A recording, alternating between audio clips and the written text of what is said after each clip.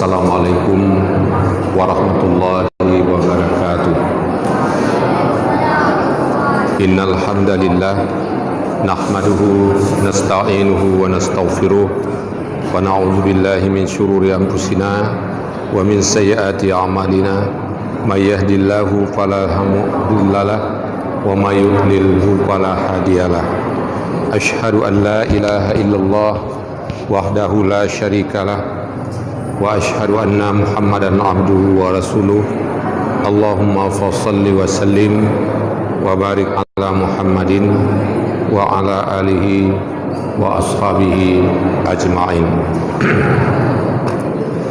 Pertama sekali kita bersyukur kepada Allah Subhanahu wa taala yang telah memberikan kepada kita semua kesehatan lahir dan batin sehingga kita dapat melakukan aktivitas kita sampai pada saat ini.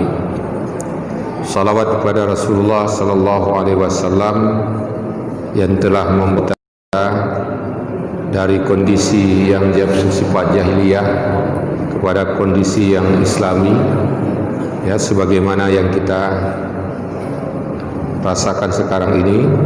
Kita berada benar-benar dalam suatu komunitas Islam yang sebenar-benarnya. Sidang jamaah maghrib yang dirahmati Allah, bapak-bapak, ibu-ibu, dan anak-anak kami yang kami cintai. Ada pertanyaan yang sering diajukan oleh warga kita di Muhammadiyah. Pertanyaan itu menjadi bahan diskusi yang hangat akhir-akhir ini, baik di tingkat nasional maupun sampai ke wilayah dan daerah. Pertanyaannya adalah mengapa pengajian Muhammadiyah itu semakin kurang peminatnya, sementara kajian atau pengajian saudara kita dari gerakan Salafi itu makin hari itu makin banyak, di mana-mana ramai pengajiannya. Pengajian di Muhammadiyah itu tidak seramai pengajian teman-teman kita di Salafi. Walaupun sebenarnya orang-orang yang di Salafi itu juga awalnya adalah orang-orang yang menjadi jamaah Muhammadiyah, dan malah ada pengurus Muhammadiyah. Nah, ini memang ada fenomena bukan hanya di Aceh, tapi di tingkat nasional juga seperti itu. Nah, jadi pada kesempatan ini sidang jamaah yang dirahmati Allah, bisa jadi ada persamaan antara Salafi itu dengan kita, dengan kajian-kajian di Muhammadiyah. Atau bisa jadi juga warga Muhammadiyah sudah bosan dengan materi-materi di Muhammadiyah, sehingga mencari materi-materi di tentu yang tidak ada di pengajian Muhammadiyah. Ada juga yang mengatakan, oh di Muhammadiyah itu banyak nggak jelas. Nah, di Salafi itu tegas, hitam putih. Kalau haram haram, kalau halal halal. Jadi itu ada yang beranggapan seperti itu. Nah, sidang jamaah yang dirahmati Allah, tanpa bermaksud, ya, tanpa bermaksud kita ini memilah-milah, memfirqah-firqahkan, bukan itu maksudnya. Tapi saya ingin pada malam ini menyampaikan, ada dalam catatan saya ada 10 persamaan dan perbedaan Muhammadiyah dan Salafi. Ini penting untuk kita pahami, ya, kita tahu. Mungkin bapak-bapak juga punya catatan-catatan tersendiri. Apa sih perbedaan gerakan Muhammadiyah atau gerakan dakwah Muhammadiyah dengan gerakan dakwah teman-teman kita di Salafi? Persamaannya, juga perbedaannya. Nah, ya. Kadang-kadang orang melihat perbedaan saja, tapi persamaannya tidak dilihat. Oleh karena itu kita dengan kelompok manapun Muhammadiyah itu selalu melihat persamaan, bukan perbedaan. Ya. Kalaupun ada gesekan-gesekan di tengah-tengah, di bawah, pada tingkat bawah, itu sebenarnya bukan karena faktor Muhammadiyahnya, tapi faktor lain. Inilah yang harus kita tahu. Ya. Sidang jemaah yang dirahmati Allah, 10 persamaan antara Muhammadiyah dan Salafi. Yang pertama adalah jangan persamaan global dulu, persamaan spesifik. Kalau persamaan global sama-sama beriman kepada Allah, itu kan itu sama, itu nggak usah kita bahas. Itu innama mu'minuna ikhwah. Innamal mu'minuna ikhwatun. Setiap orang mukmin itu adalah saudara. Itu tidak ada perbedaan. Mau dia dimanapun dia kelompok, itu saudara kita. Tapi ada perbedaan-perbedaan yang bersifat spesifik. Nah, kenapa perbedaan spesifik ini penting? Karena sering sekali orang bertengkar itu gara-gara yang spesifik ini, enggak melihat yang global itu. Kelompok A menyerang kelompok B, hanya beda bukan yang globalnya, tapi yang kecil-kecil. Makanya kita perlu tahu yang kecil-kecil agar kita tahu menempatkan posisi kita sebagai warga Muhammadiyah maupun kita ini sebagai orang Salafi yang mengikuti gerakan Salafi. Nah, persamaannya adalah pertama, sama-sama berpegang teguh pada Al-Quran dan Sunnah. Itu sama. Teman-teman Salafi juga sama dengan Muhammadiyah. Di Muhammadiyah juga didirikan Muhammadiyah itu untuk rujuk ilal Quran was Sunnah. Itu sama. Itu persamaannya. Persamaan yang pertama. Persamaan yang kedua, sama-sama tidak berafiliasi kepada salah satu mazhab tertentu. Maka kadang-kadang ada teman-teman kita yang di luar melihat Muhammadiyah Salafi adalah Muhammadiyah, padahal tidak selamanya seperti itu. Nah, Muhammadiyah adalah Salafi. Jadi kalau Salafi itu adalah Muhammadiyah. Jadi itu tidak benar seperti itu. Ya. Hanya gara-gara ada persamaan yang bersifat seperti tadi. Sama-sama tidak bermazhab atau tidak berafiliasi kepada salah satu mazhab. Yang ketiga, sama-sama menjadikan hadis sahih sebagai landasan beragama. Itu sama. Di Muhammadiyah juga sama. Nah, Muhammadiyah sudah berdiri, itu sudah mengkampanyekan itu. Bagaimana kita kembali kepada Al-Quran, As-Sunnah, As-Sahihah. Itu di dalam marhat tarjih itu ditekankan betul itu. Itu sama. Yang keempat, persamaan yang keempat adalah sama-sama mendakwahkan kepada umat tentang kemurnian tauhid, kan, dengan memberantas TBC. Itu sama saja. Tahayul, bid'ah, khurafat. Orang Salafi juga halakahnya seperti itu, Muhammadiyah juga seperti itu. Mungkin ada nanti perbedaannya, tapi prinsipnya itu sama. Ya. Yang kelima, sama-sama memisahkan antara agama dan ritual-ritual adat yang berbau syirik dan bid'ah. Ritual-ritual adat itu memilah. Di Muhammadiyah juga sama. Kalau bisa adat-adat yang ada unsur-unsur kesyirikan itu di Muhammadiyah itu dihilangkan, tidak dilakukan. Nah, itu persamaannya kita dengan Salafi. Persamaan yang keenam adalah sama-sama menjadikan manhaj salaf dalam memahami Al-Quran dan hadis. Manhaj salaf itu adalah manhaj Rasulullah, para sahabat, tabi'in, tabi'in, dan ulama-ulama yang mengikuti mereka. Sama saja. Tapi mungkin ada sedikit perbedaan pada Nah, bagaimana manhaj salaf yang bagaimana yang dipahami itu mungkin ada pada perbedaannya. Jadi kalau kita melihatkan manhaj salaf, gerakan salaf yang pertama di Indonesia ini adalah Muhammadiyah. Jadi kalau maaf teman-teman salafi, kalau sekarang ini menamakan diri salaf, gerakan salaf, itu sudah duluan Muhammadiyah. Sudah lebih dulu Muhammadiyah melakukan itu.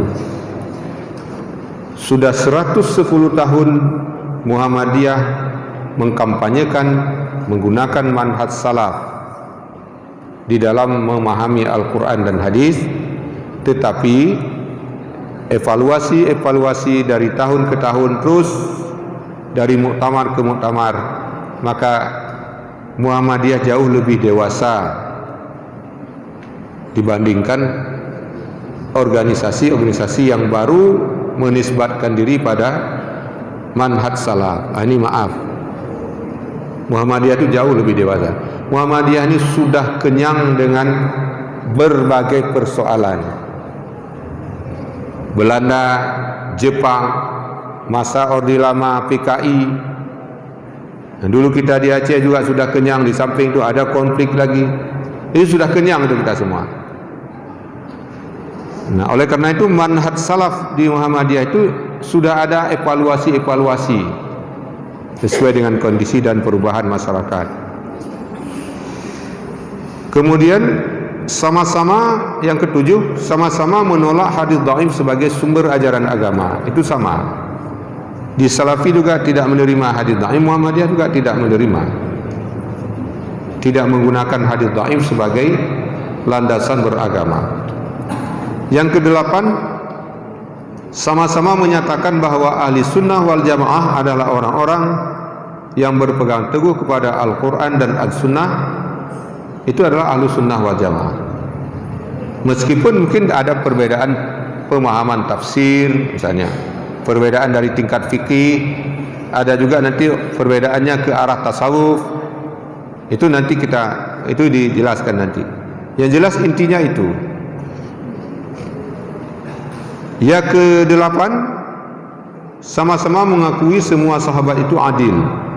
Di Muhammadiyah juga semua sahabat itu adil. Tidak ada sahabat itu yang cacat. Kalaupun dalam sejarah ada sahabat yang keliru karena ininya, tindakannya, tapi itu dikembalikan pada Allah. Intinya semua sahabat itu adalah bersifat adil. Oleh karena itu di dalam Muhammadiyah tidak ada mencela sahabat. Bagaimanapun derajatnya, selama dia masuk dalam tabaqat sahabat, dia adalah diakui sebagai sahabat, maka dia adalah adil dan tidak boleh dicaci dia. Yang ke-9, persamaan yang ke-9 adalah sama-sama menolak segala bentuk syirik dan bid'ah. Itu sama, tapi mungkin bagaimana nanti kita dalam mengaplikasikan. Yang ke-10, sama-sama menolak segala bentuk wasilah dalam beribadah kepada Allah kecuali dengan amal saleh. Itu sama. Jadi teman-teman kita dari Salafi juga sama, kita juga sama. Sama-sama seperti itu. Nah, sekarang kita lihat perbedaan. Nah, ada 10 perbedaan gerakan Salafi dengan Muhammadiyah. Nah, pertama, perbedaannya adalah kelahiran Muhammadiyah itu dilahirkan secara terencana dan diketahui, tercatat dalam sejarah. Misalnya tanggal 18 November 1912 itu tercatat dalam sejarah. Salafi tidak. Nah, ini perlu kita pahami. Makanya kalau bapak-bapak mencari sejarah kapan Salafi masuk ke Aceh, itu tidak ada orang yang mencatat. Karena gerakan Salafi ini dia dari masjid ke masjid, dari tempat ke tempat, 3 orang, 2 orang terus berkembang dan sebagainya, dan tidak ada punya tujuan yang kecuali tujuan yang kajian-kajian itu saja. Nah, jadi tidak ada terencana. Tidak ada yang ketahui. Misalnya kapan Salafi masuk Indonesia, tidak ada yang tahu. Apakah dia didirikan atau hidup begitu saja, tidak ada yang tahu. Tidak ada sejarah yang mencatatnya. Ini beda dengan Muhammadiyah. Perbedaan yang kedua adalah Muhammadiyah berdakwah melalui organisasi dan sistem administrasi yang rapi dan modern. Itu perlu diingat. Gerakan dakwah Muhammadiyah dilakukan melalui organisasi dan administrasi yang rapi dan sistem modern, sistem administrasi modern. Sementara Salafi tidak punya organisasi yang jelas. Nah sekarang kita tanya, siapa ketua Salafi di Aceh? Tidak ada yang tahu. Tidak ada, memang tidak ada. Jadi ada orangnya, ada. Nah ini perbedaan. Di samping persamaan tadi, ada orangnya ada, tapi organisasinya tidak ada. Nah, ini bedanya. Jadi kalau Muhammadiyah ada terus organisasi, Salafi tidak ada. Oleh karena itu kita harus paham itu. Yang ketiga adalah perbedaannya kepatuhan di Muhammadiyah kepada aturan organisasi, bukan pada individu. Nah, sementara di Salafi itu lebih kepada ustadz. Makanya kalau kita berdialog dan mereka selalu rujuknya ustadz, bukan keputusan tarjih, bukan misalnya hasil muktamar, bukan misalnya keputusan tanwir atau keputusan muswil atau keputusan musyawarah daerah atau keputusan musyawarah cabang. Itu tidak ada. Itu hanya Ustadz Fulan bilang seperti ini, seperti ini. Jadi merujukkannya pada individu. Nah, itu beda. Itu perbedaannya. Perbedaan yang keempat adalah kepemimpinan dalam Muhammadiyah dipilih melalui muktamar 5 tahun sekali. Ini besok bulan Juli 2020 muktamar di Sulu. Itu Muktamar Muhammadiyah. Itu memilih pimpinan Muhammadiyah. Nanti ada muswil, setelah itu ada musda, kemudian ada muscap, kemudian ada musrang, musyawarah ranting. Jadi sampai ranting itu terus seperti itu. Itu terus berputar dia. Nah, sementara Salafi tidak memiliki muktamar dan forum musyawarah yang jelas, baik secara provinsi, nasional dan sebagainya. Maka kalau orang sedang mengambil keputusan, ya beberapa orang duduk sebenarnya sepakat sudah. Nanti kelompok lain lagi sepakat lagi yang lain. Jadi tidak ada persamaan. Jadi kita itu di Muhammadiyah punya pimpinannya dipilih dari muktamar dan dengan syarat-syarat yang ketat. Nah, dengan syarat-syarat yang ketat. Jadi tidak mudah menjadi pimpinan Muhammadiyah itu. Ketat sekali. Nah, ketat dengan syarat-syaratnya dan sebagainya, ya. Kemudian perbedaan yang kelima dalam menetapkan hukum Islam dalam berbagai hal di Muhammadiyah dilakukan oleh majelis tarjih melalui musyawarah mufakat. Musyawarah mufakat yang dinamakan ijtihad jama'i. Nah, itu perbedaannya. Di Salafi tidak. Di Salafi antara ustadz-ustadznya itu berbeda-beda fatwanya. Makanya sering terjadi juga di Salafi konflik internal antara satu ustadz dengan ustadz yang lain. Antara satu ustadz menyerang ustadz yang lain, tapi sama-sama Salafi.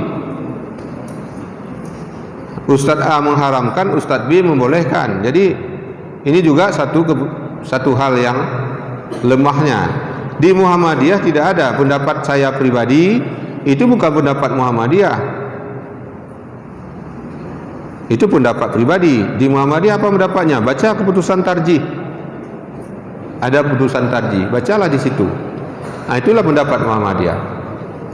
Kalau saya salat berkunut subuh, itu bukan Muhammadiyahnya. Muhammadiyah harus baca tarjih.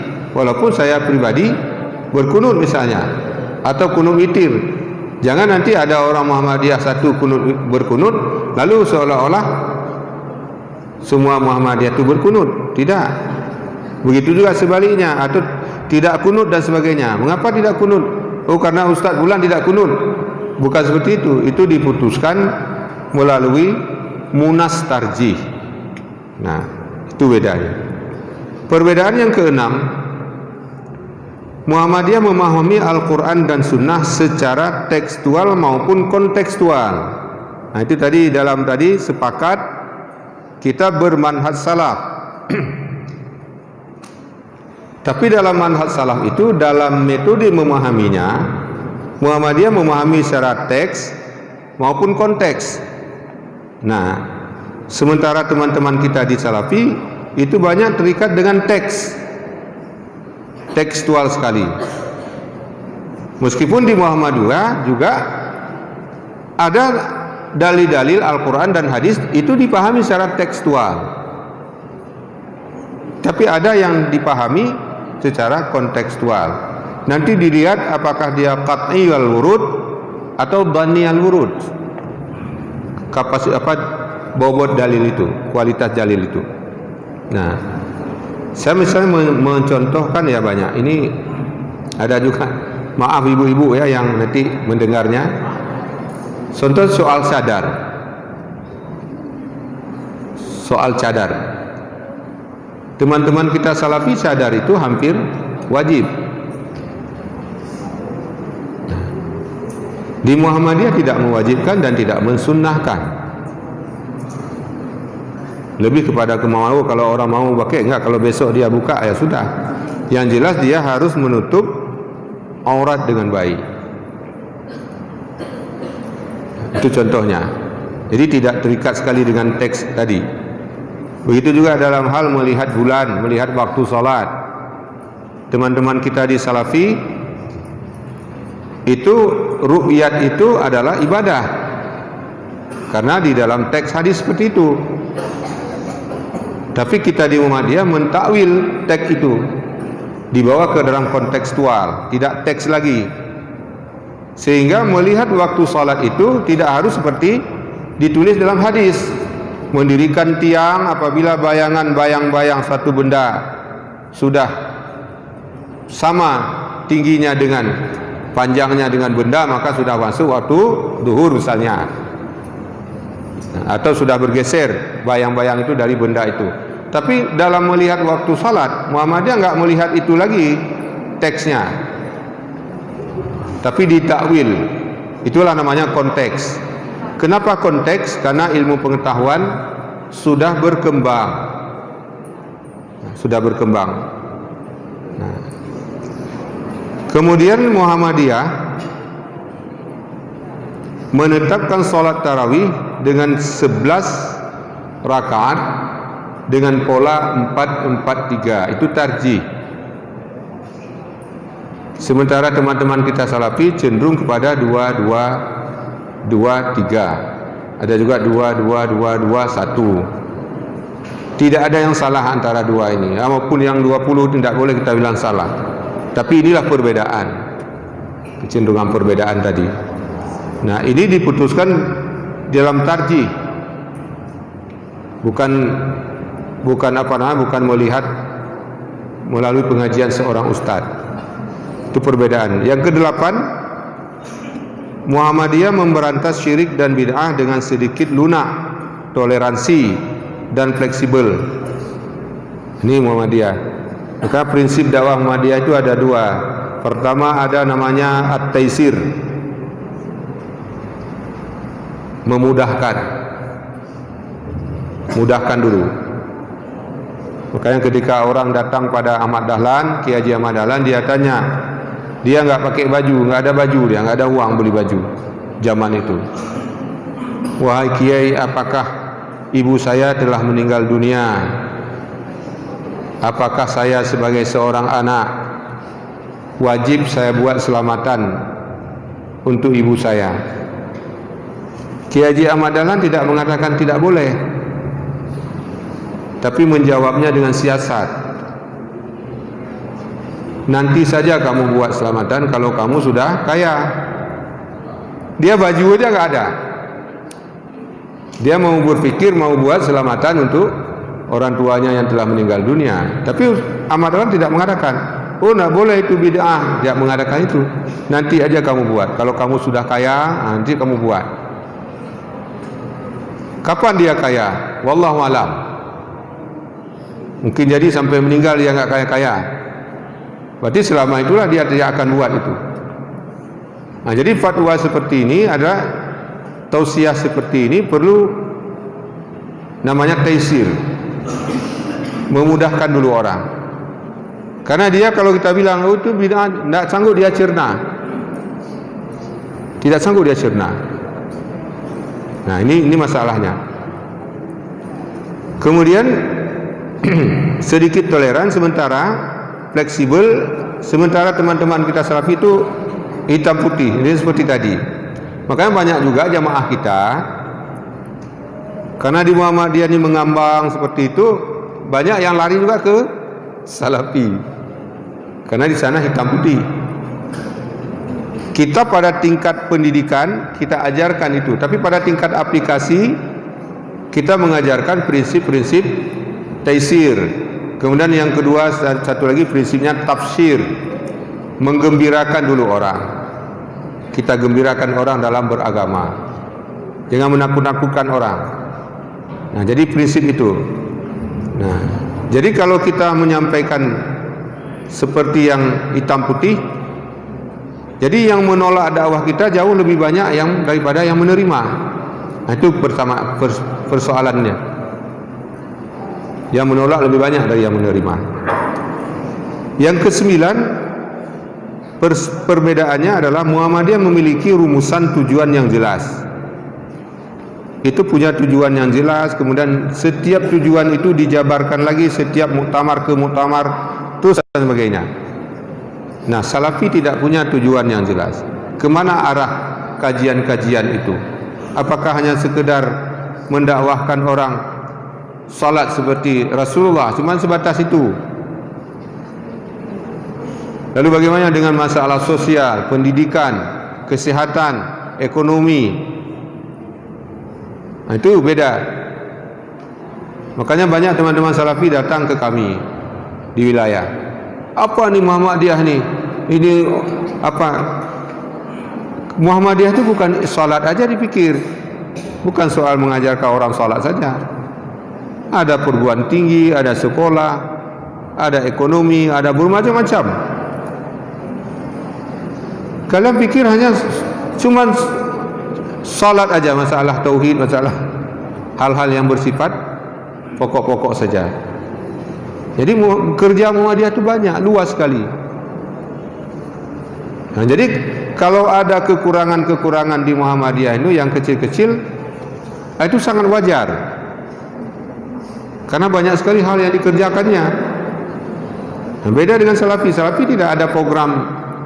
Mau apa Indonesia ini? Itu nggak ada programnya. Tidak ada programnya.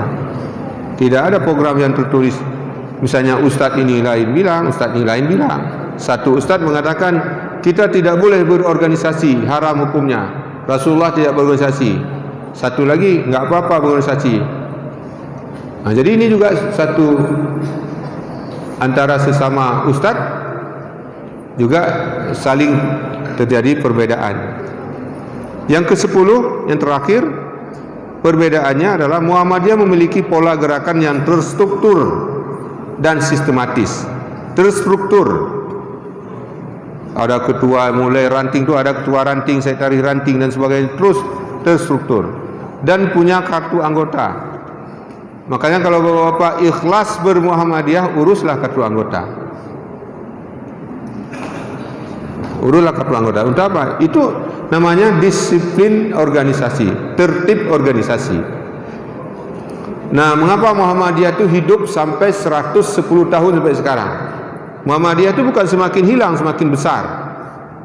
Sampai ke luar negeri. Itu ada 3. Pertama, tertib ibadah. Nah, itu orang Muhammadiyah itu tertib ibadah. Tertib ibadah, salat, apakah 2 orang, 3 orang, berjamaah ibadah. Kedua, tertib organisasi, muktamar, muswil, musda dan seterusnya. Ketuanya terus SK-nya, SK cabang, SK ini semuanya. Semua pengurusnya itu tersusun. Itu tertib organisasi. Yang ketiga, tertib administrasi. Maaf kita bilang kadang-kadang ada hal-hal yang kadang-kadang administrasi Muhammadiyah jauh lebih baik daripada administrasi pemerintah. Nah, jadi nama anggota Muhammadiyah sekarang itu begitu diklik keluar namanya. Bapak sebut nomor kartu bapak aja berapa, itu keluar namanya, nama bapak, alamat bapak, semua ada. Sekarang ini semuanya itu sudah diupload semua. Kalau bapak-bapak yang punya kartu sekarang ini, yang bapak urus tahun 70-an 80-an dulu, bapak pergi nanti waktu muktamar, coba cek nomor kasa itu, sebut aja nomornya, itu ada nama bapak di situ. Bapak sendiri nggak ngerti itu, nggak tahu kapan saya dimasukkan ke situ. Bapak nggak ngerti. Tapi ada nama bapak di situ. Oh, bapak namanya Pulan ya, alamatnya di Pulan ini ada. Itu namanya tertib administrasi. Kita tidak tahu apakah kita ini kan ada KTP ini seluruh penduduk Indonesia. Nah, tapi salin tumpang tindih dan sebenarnya KTP ini nggak boleh pakai sana. Kalau kartu Muhammadiyah boleh dipakai seluruh dunia. Bapak mau ke Amerika, cari Muhammadiyah, kasih nampak kartu, laku kartu itu. Kok KTP kita enggak? KTP desa ini nggak boleh pakai di desa sana boleh kabupaten sana. Itu negara itu. Tapi ditulis KTP nasional. Jadi itu hal-hal seperti itu. Tapi Muhammadiyah sudah lama seperti itu. Nah, itu tertib administrasi. Oleh karena itu terstruktur dengan rapi dan baik. Nah, semua tanah wakaf di seluruh muka bumi ini itu ada sertifikatnya di pimpinan pusat Muhammadiyah. Nomor berapa sertifikatnya Bapak sebut saja. Nomor berapa Pak nomor sertifikat, nomor bulan-bulan, diketik saja keluar nama Bapak. Tanah wakaf Muhammadiyah Kabupaten Birun, keluar. Asal Bapak melapor. Nah, itu dia. Jadi begitu tertibnya. Makanya kita di Muhammadiyah ini santai, pelan-pelan, ikhlas, tapi tujuannya jelas. Satu, pelan-pelan jelas. Nah, ada juga gerakan dakwah ini seperti mendung. Ada juga begitu ramai itu mendungnya berat hitam. Sekali hujan itu lebat banjir. Besoknya sudah cerah kembali. Nah, itu dia. Sudah dibawa angin. Nah, Muhammadiyah itu tidak seperti mendung. Makanya dia Muhammadiyah kan digambarkan seperti matahari, ya kan? Matahari terus naik, dia mencerahkan dunia. Pelan-pelan. Nah, jadi terus mencerah, tidak seperti mendung. Mendung itu biasa sebentar. Sepanjang hidup dunia ini matahari tetap bersinar. Sang surya itu tetap bersinar. Kecuali kiamat sudah terjadi kiamat, tidak ada matahari lagi. Nah, itu dia. Nah, inilah mungkin yang bisa kita perbedakan. Ini tujuannya Bapak-bapak dan Ibu-ibu, bukan untuk memilah-milah, memfirqah-firqahkan kita. Ya, lihatlah persamaan, jangan melihat perbedaan. Tetapi kita sebagai warga Muhammadiyah, kita juga jangan cepat tergoda dengan gerakan-gerakan dakwah yang baru. Gerakan dakwah yang baru itu kadang-kadang itulah seperti mendung tadi. Memang betul megah, satu saat itu megah, bagus begini. Nah, tapi kan dia nanti akan hilang. Kemudian tidak ada yang bertanggung jawab terhadap gerakan itu. mau ke mana, bagaimana metodenya, itu tidak ada yang bertanggung jawab. Tidak ada yang bisa bertanggung jawab.